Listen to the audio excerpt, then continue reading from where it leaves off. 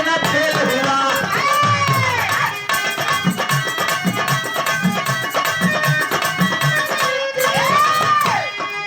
पिता है कुछ बरस तो नौकरी को पाया है, पिता है कुछ बरस तो नौकरी को पाया है, वर्दी को पहन के अपने घर पे आया है।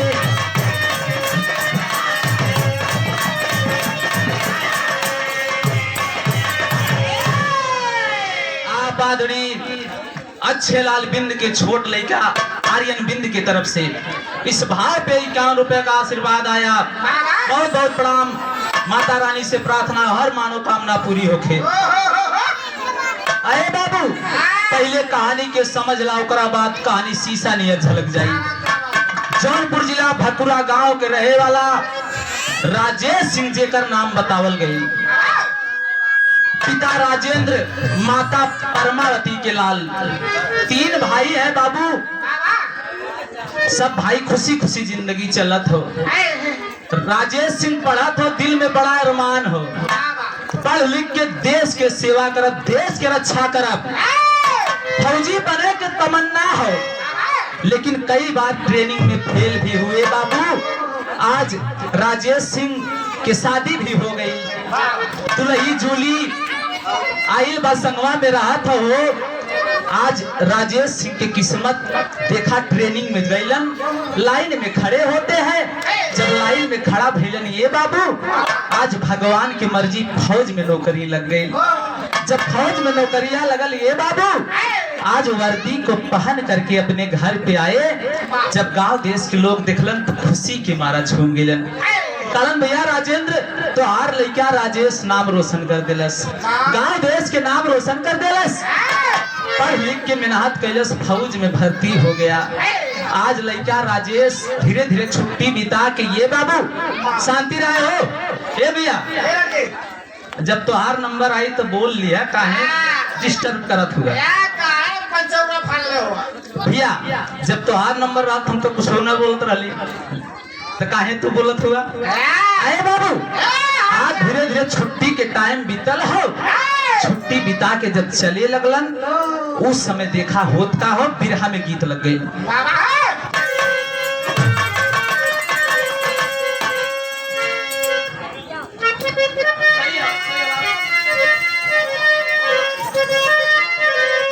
वो गीत हो कि कोरी कहे तरिया, अरे सास दहिया जनमेली। हमरे दादा स्वर्गीय रामदेव अपने जवानी के आलम में इस सब गीत के गावे, लेकिन कोशिश हो लगे तो शेर है ना तो सवा शेर तो है ये है कि कोरी कहे तरिया, अरे सासु दहिया जमावेली, तैया मरित में छोड़े ली जोरा नवा राधा हो, काधा मन मोह मरित में।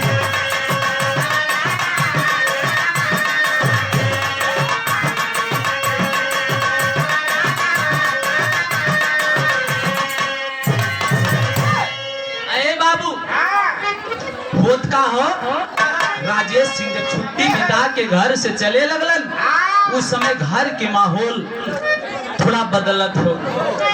माई बाबू के आंख में आंसू हो। आज राजेश सिंह माई बाबू के मनावत हो।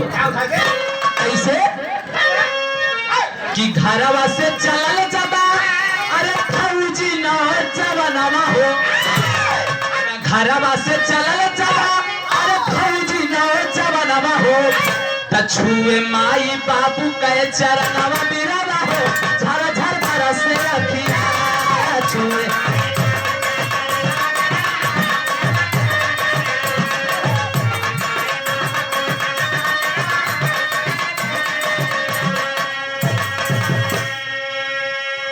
आए बाबू जब घर से चला तो वर्दी के पहन के माई बाबू के अखिया से आंसू चले लगल हो। लोग कहते हैं फौजी के दिल में दर्द नहीं होता, लेकिन हम कहिला बाबू वो भी इंसान है, उनका दिल भी अपने ही जैसा है। राजेश सिंह के अखिया से आंसू चले लगल ये पंचो, लेकिन होता हो कि माई बाबू जी से ले हलन विदाई, तखारवा में दुल्हन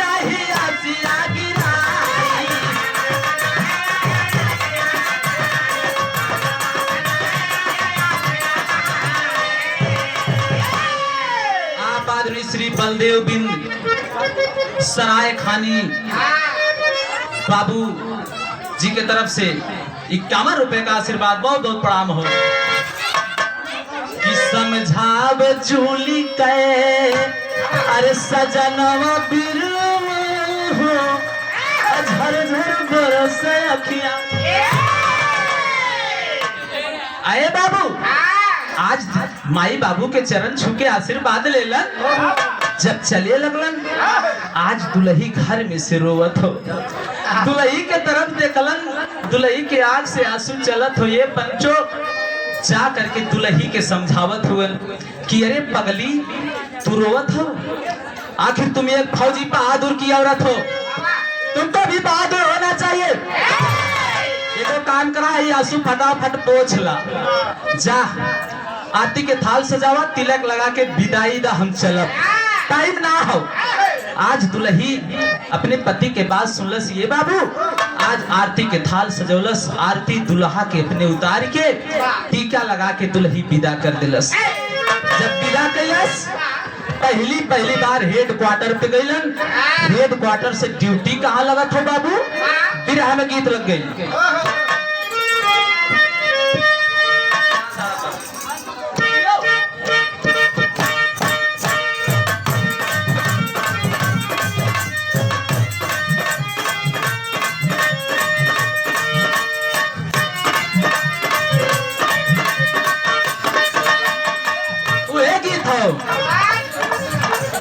जाताड़ा परदेस बलम्मा हमके घर में छोड़ गए।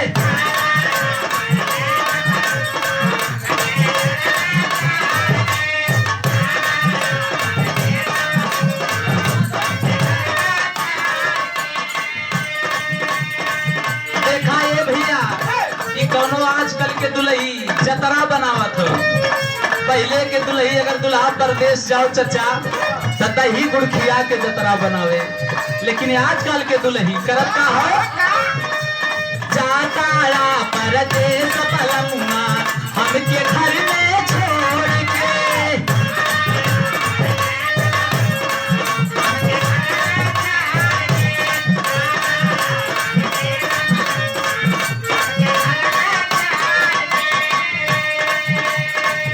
लेकिन ये बाबू बिरहा में आवा कैसे?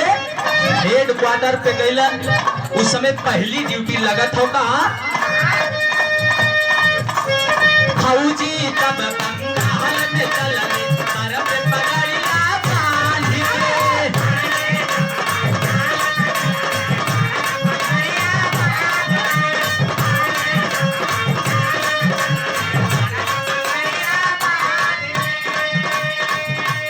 फौजी तब बंगाल में चलने तरफ पगड़िया बांध के। अरे ड्यूटी करेला बिरवा, ड्यूटी करेला बिरवा, सीना पे सीना तान के।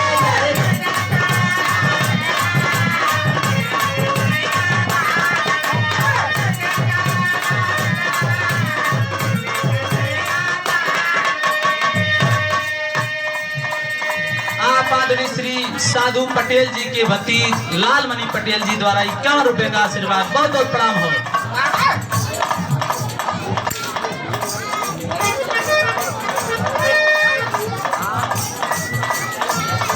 आप आदरणीय श्री हीरालाल बाबूजी बहुत ही बढ़िया बिरहा गायक कलाकार, आप पिता तुल्य हैं, आप गुरु समान हैं। आपके द्वारा 101 रुपए का आशीर्वाद, चढ़ो में कोट कोट प्रणाम, आशीर्वाद की प्रतीक्षा हो। लेकिन हो क्या हो बाबू? 12 साल ड्यूटी कैले सीमा पे जवान हो।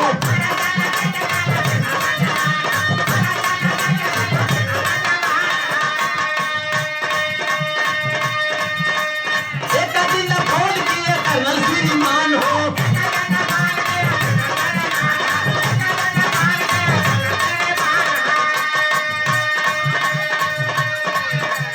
कश्मीर में बमबारी करेला रोज पाकिस्तान हो।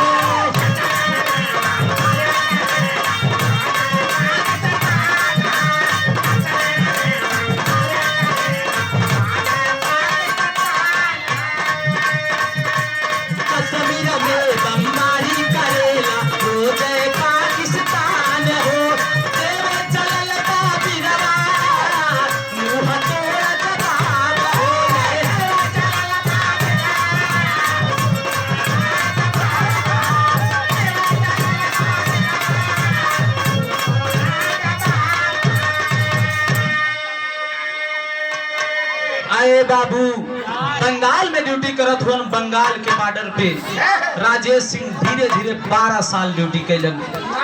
आज कर्नल श्रीमान जी का फोन आ गया, राजेश सिंह आज कश्मीर में रोज पाकिस्तान हमला कर रहा है, इसलिए तुम्हारी ड्यूटी कश्मीर में लगाई जाती है।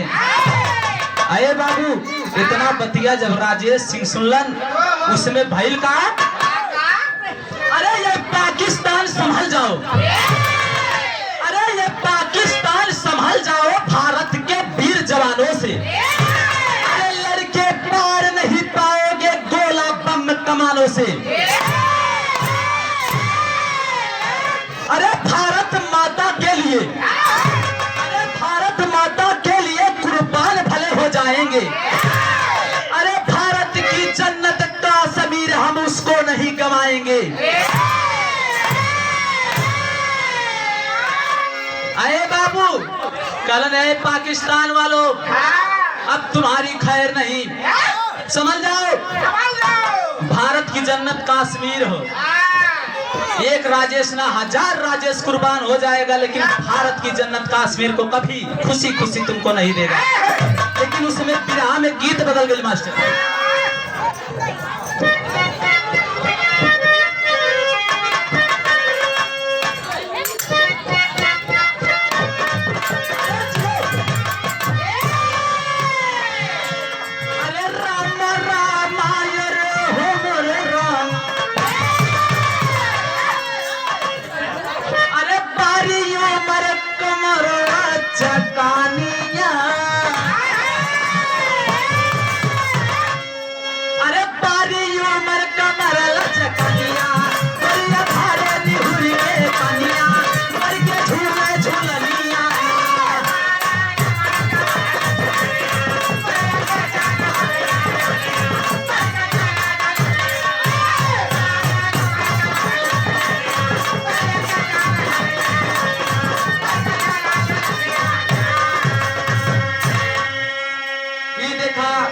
श्रेयस और शिवांग, आप अमृतलाल बाबूजी के भतीज नन्हे मुन्ने लेकिन की तरफ से 101 रुपए का आशीर्वाद। माता रानी से प्रार्थना हो पढ़ लिख के तरक्की करा, माई बाप के नाम रोशन करा। लेकिन ये बाबू बिरहा से ध्यान ना हटे। का अरे पहुंचा बिरहना पहुंचा बिरहना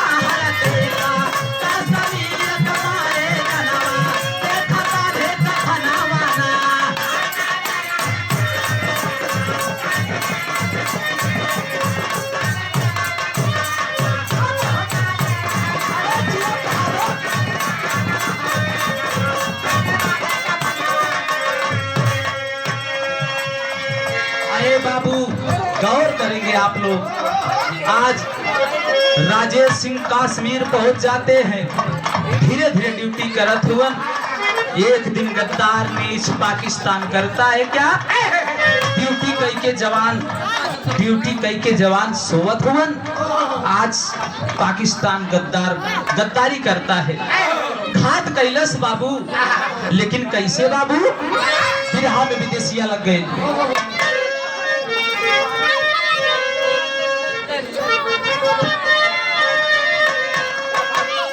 उस समय होता हो कि अरे ड्यूटी कई के सोवत रहले,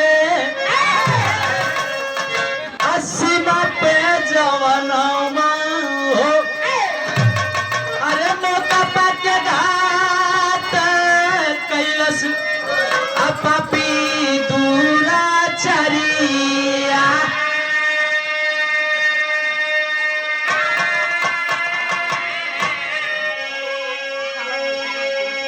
हे बाबू धड़ धड़ गोलियां चलावे दुश्मनवा हो, अरे गोली से छदाए गईले असगारी सारी रे।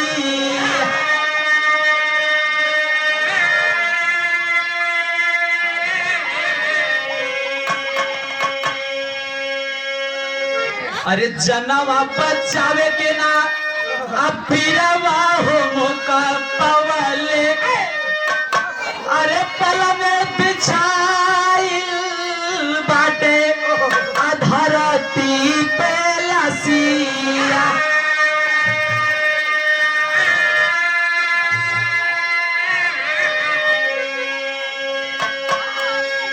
अरे बाबू आज जवान सोवत हुवन सुतला में पाकिस्तान गोलीबारी कर देता है जवान के पूरा शरीर गोली से छलनी हो गई बाबू आज होत का हो पूरा जवान 17-18 जवान धरती पे गिर पड़े बाबू आज राजेश सिंह के उस समय होत का हो बिरहा में टेरी लगे लाल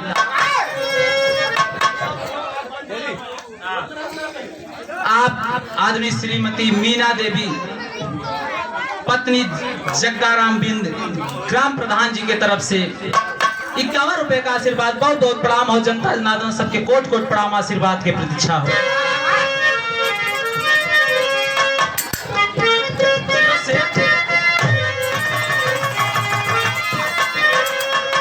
अरे मोरे राम बिलख के दारती बाता रो पड़ी अरे बिलख के धरती माता हो कि बिलख के धरती माता रो पड़ी कबले भीड़ लगई है अपने जान के बाजी बाजी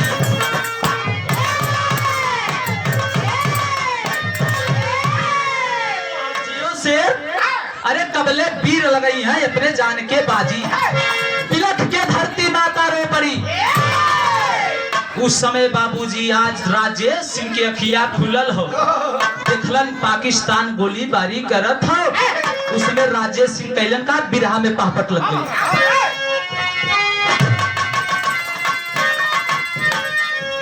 अरे खुलल काटे राजेश के नयना माता बने छनवा हो अरे खुलल काटे राजेश के नयना माता बने छनवा हो खालिया बंदूक खबीर जवान माता बने छनवा हो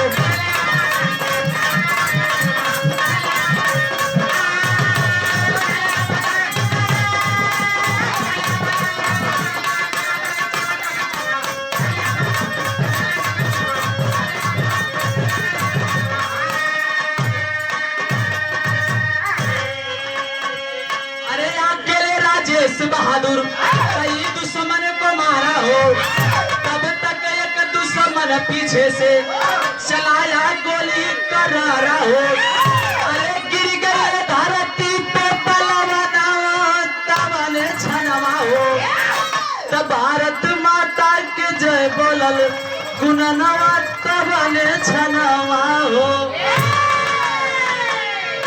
अरे बाबू आज राजेश सिंह अकेले कई दुश्मनों को मारे लेकिन पीछे से गद्दार एक गोली चला देता है राजेश सिंह धरती पे गिर गए जब धरती पे गिरलन ये पंचो भारत माता की जय भारत माता की जय आवाज निकलत हो तब तक गोलीबारी चालू हो गई दोनों तरफ से जब पाकिस्तान के लोग सामने से ज्यादा गोली चलल दिखलन तब शांत हो गए जब शांत भइलन उस समय फौजी जवान राजेश सिंह के दौड़ के उठावत हुवन उठा के कहत हुवन भैया जल्दी से एम्बुलेंस से बुलावा हॉस्पिटल लेके चला लेकिन राजेश कलश ना हमार समय हो गई हो हमके हमरे घर लेके चला कतहू मत लेके चला इतने कहत हुन बाबू लेकिन अखिया से वही समय आज आंसू चलत हो प्राण पखेरु उड़ गई जब प्राण पखेरु उड़ल हो ये पंचो आज फौजी जवान सदमे में हुवन राजेश सिंह की मौत अखर गई आज लेके चलत हुवन लेकिन उसमें बिरहा में गीत बदल गई बाबू आप अरुण कुमार की पत्नी नीलम देवी जी के तरफ से चकनाबाद के पावन धरती से 51 रुपए का आशीर्वाद बहुत बहुत प्रणाम हो आप आदमी श्री डॉक्टर सर्वजीत बिंद अधकचा के पावन धरती से 51 रुपए का आशीर्वाद चढ़ो में कोट कोट प्रणाम हो लेकिन होता हो बिरहा में गीत बदल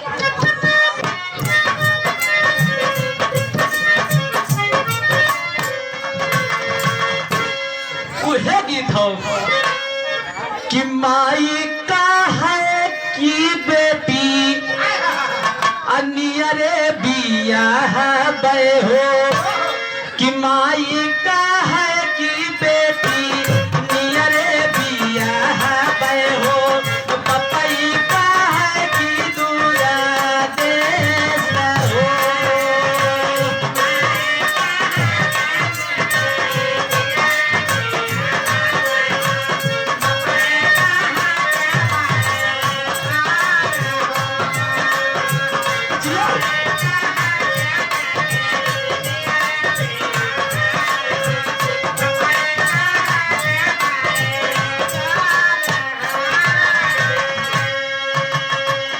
लेकिन अरे बाबू आप सब गौर करेंगे बात कौन दिन के हम बतावल गई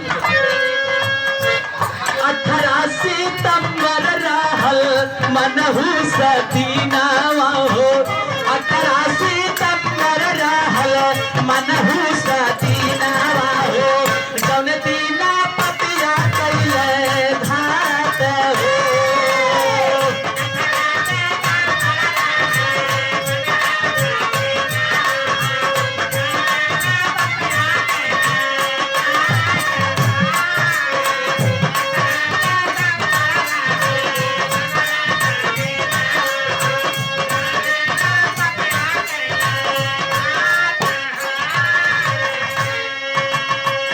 एक दो जवान नहीं बाबू बताया गया 18 जवान छोड़ी दिहले ई दुनिया के 18 जवान छोड़ी दिहले ई दुनिया के अब लागल धरती आसमान हो।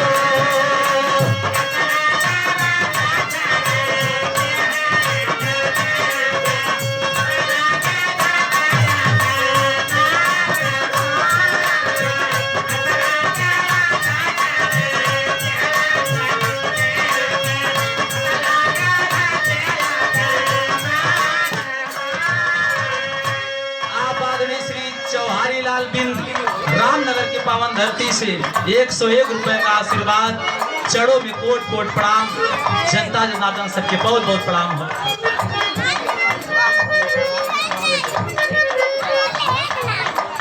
आप आदमी श्री बैजनाथ बिंद बिरहा के बहुत ही बढ़िया आप राम हित अखाड़े से आपकी गायकी में देखा हूँ बाबू। आप मुझे पहचानते नहीं होंगे लेकिन मैं आपकी गायकी देखा हूँ। मेरे चाचा श्री रविंदर सरोज नूरपुर के पावन धरती से आपके पार्टी में ढोल बजा रहे थे। तेरही के उपलक्ष्य में कार्यक्रम था, मैं वहाँ पे गया भी था। आपके द्वारा 51 रुपए का आशीर्वाद एक बहुत बहुत प्रणाम हो। आप आदरणीय श्री पितातुल हरी खलीफा राजगढ़ की पावन धरती से 51 रुपए का आशीर्वाद बहुत बहुत प्रणाम हो।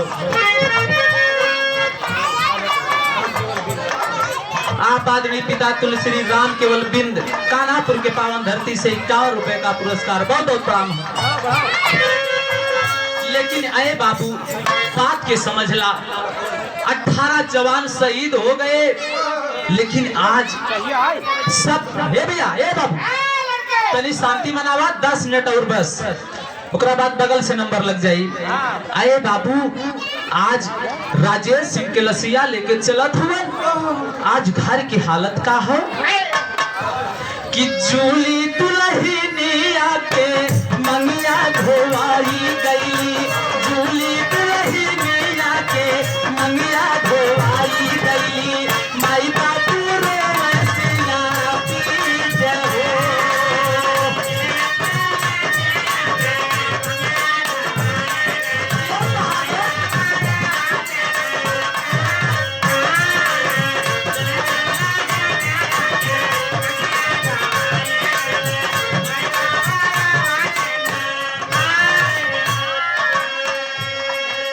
बाबू राजेश सिंह के लसिया दुआरे पहुंचल हो। माई बाबू रोवत हो पूरा गमुए रोवत हो। जूली दुलही रोवत रोवत गिर जात हो बेहोश हो जात हो। लोग पाली के छिड़क के ये बाबू जूली के होश में लियावे हो। आज जूली के हालत देख के लोग सब रोवत हो। लेकिन ये बाबू वही समय एगो लड़का जौन की श्रीशांत नाम के लड़का 6-7 बरिस के हो, राजेश सिंह के लड़का बगिया में खेलत हो। बगिया में खेलत हो ये बाबू दोनों लड़का भागते गई कलश भैया श्रीशांत तुम्हें दुआरिया पे बड़ी भीड़ लगल हो, सब रोवत हो। श्रीशांत एकते भागल दुआरे आयल देखलस बाबूजी के लसिया दुआरे धरल हो। बाबूजी के लसिया के देख के ये बाबू बाबूजी के पौआ पकड़ के रोवत हो। लेकिन बिरहा में गीत बदल गई मास्टर।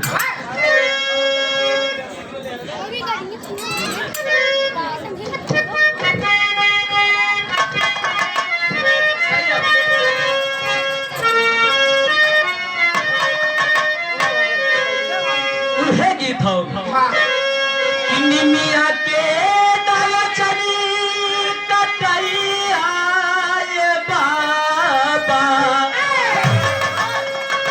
निमिया के डालचनी कटैया ये बाबा, निमिया चिड़ैयन के बसे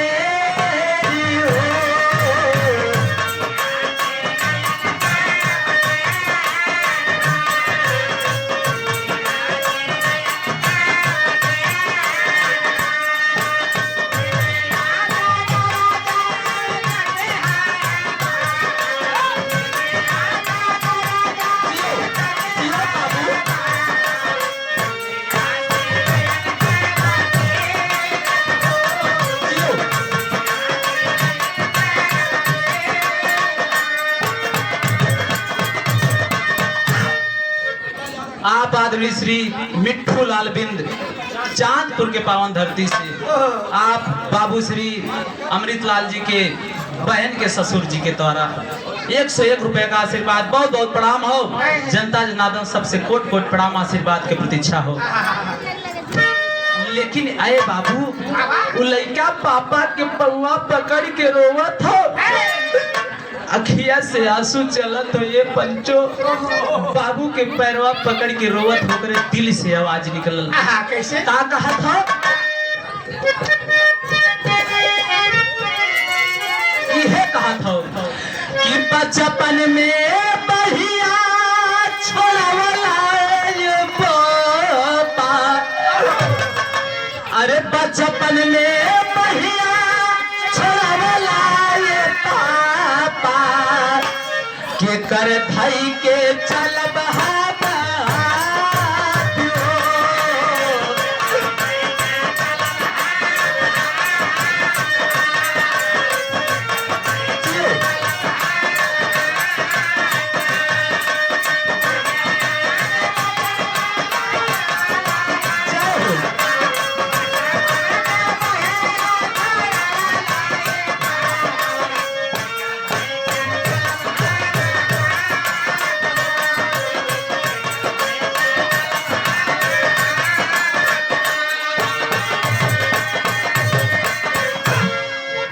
आदरणीय श्री कमलेश बिंद के माता उर्मिला देवी जी की तरफ से माता जी की तरफ से 51 रुपए का आशीर्वाद बहुत बहुत प्रणाम हो। आशीर्वाद की प्रतीक्षा हो।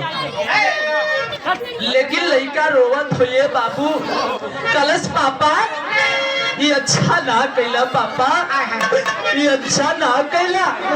आखिर बचपने में भैया छुड़ा के चल गया ना पापा, केकर भैया चलब धा के पापा।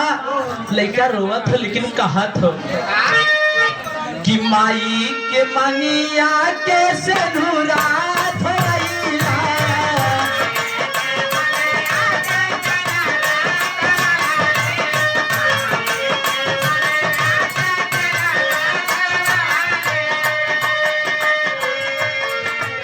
हमरा के बचपन में तुअरा बनैला,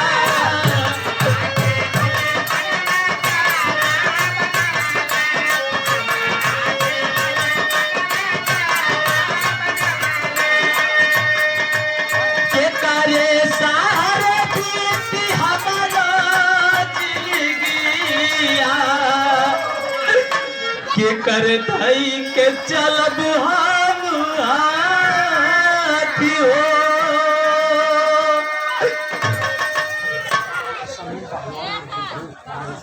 आप आदरणीय श्री समीम पहलवान उर्फ बुद्धू पराहित के पावन धरती से 51 रुपए का आशीर्वाद, बहुत बहुत प्रणाम हो। लड़का रोवत हो कालस पापा माई के मंगिया के सिनुरा दो आ गई, हमके बचपन में टुकड़ा बना देला ये पापा, आखिर केकर बांध के चलब।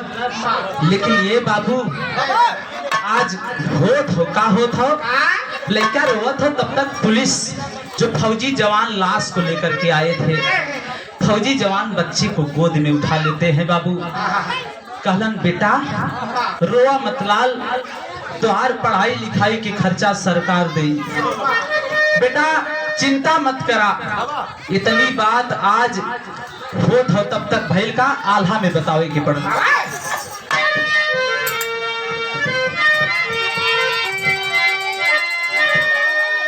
अरे हाय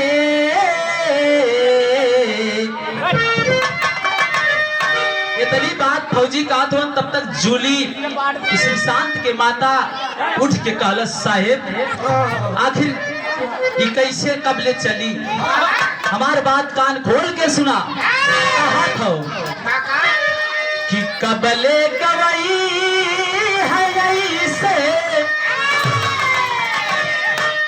कि कबले गवई है दुलही मांगी कैसे लूरवा बाबू।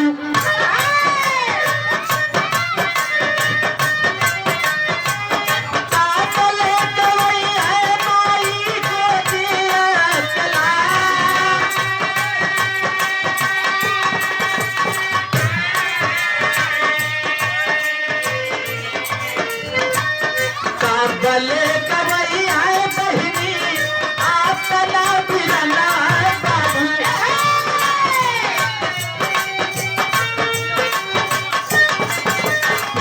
सुन ले बाबा की आके बाई के दिया,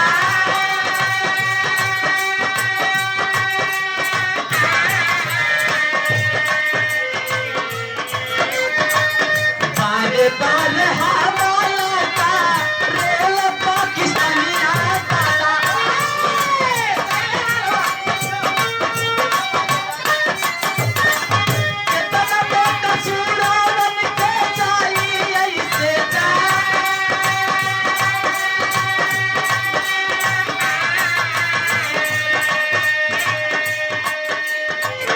अरे माईर बाबू के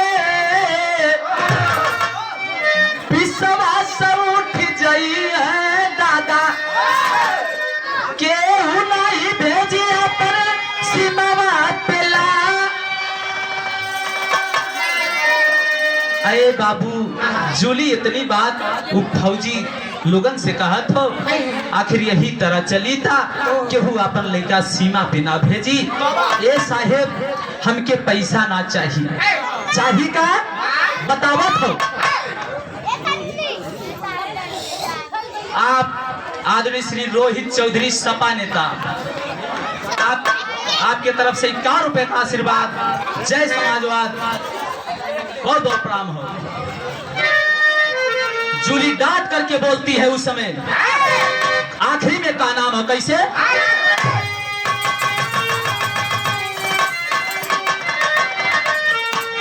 अरे पैसा नहीं हमारा कोई नशा चाहिए, तब पाकिस्तानियों से बदले में लाश चाहिए।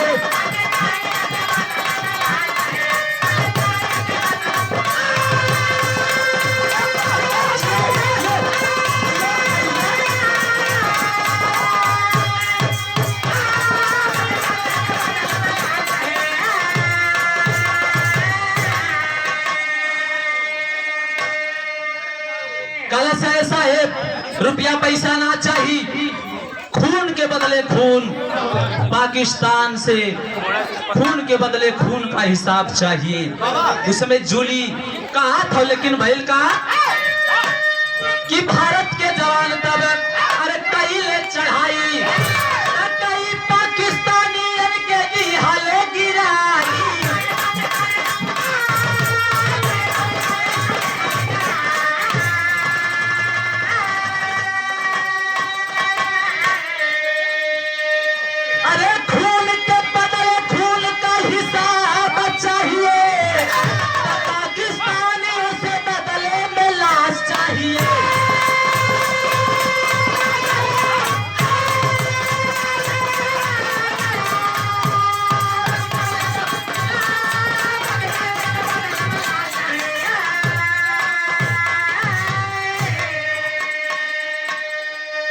बाद में श्री बाबू अमृतलाल जी की तरफ से 101 रुपए का आशीर्वाद मिला।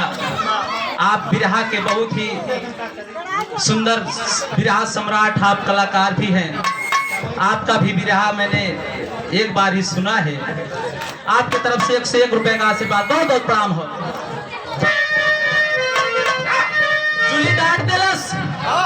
ऐसा है, खून के बदले खून का हिसाब चाहिए, रुपया पैसा कुछ ना चाहिए। अरे बाबू, ठीक दूसरे दिन भारत के जवान चढ़ाई कैलन, 17 के बदले 40 मार के गिरा देलन। पाकिस्तान सीमा में घुस करके जा करके 40 पाकिस्तानियों को मार के गिराए। बारे भारत देश की धरती, बारे भारत देश के जवान। लेकिन कहनाम है कैसे, आखिरी में कहनाम हो, गुरु बिहारी गुरु गणेश गुरु रामलाल पड़बाका, स्वर्ग बसे चंद्रिका, कभी दर्शन के विजय पताका।